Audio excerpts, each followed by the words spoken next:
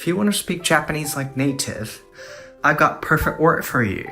The word I use a lot when speaking Japanese is NANKA. And there are actually 4 ways of using it. First, you can use NANKA as a filler word. It's got the sense of, I don't know why, but 例文なんか疲れたわ. Next, you can use it to emphasize the word before NANKA in a negative way. 例文あいつなんかと友達になるか? Also, it's a casual way of saying 何か meaning something. 例文腹減った。なんか食べない? Actually, you can also use it as kind of. 例文なんか臭くない?